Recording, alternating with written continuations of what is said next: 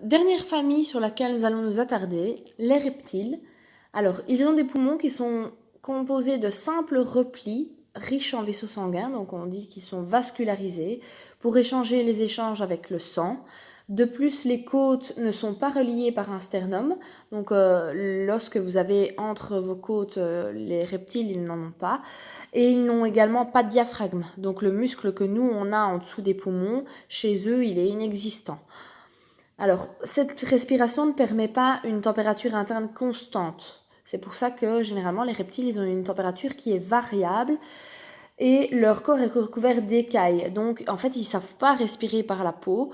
Ils ont donc un système respiratoire, on va dire, un petit peu commun aux nôtres, juste par le fait qu'ils ont des poumons, mais l'air et la sortie, l'air inspiré et la sortie de l'air expiré ne se passent pas tout à fait comme chez nous, grâce à la cage thoracique et au diaphragme qui se mettent en mouvement, puisque eux n'ont pas de sternum et n'ont pas de diaphragme.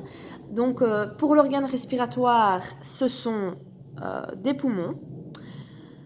Pour le type de respiration, c'est donc une respiration qui sera pulmonaire. Alors attention ici sur le schéma, et c'est comme ça pour la majorité des reptiles.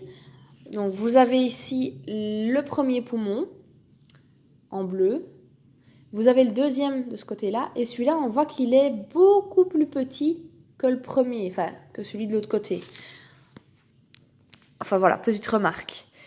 Au niveau du trajet, ça va être un peu semblable à celui de l'homme. Ça va entrer donc par la bouche, passer par la trachée, puis parvenir aux bronches, jusqu'aux poumons.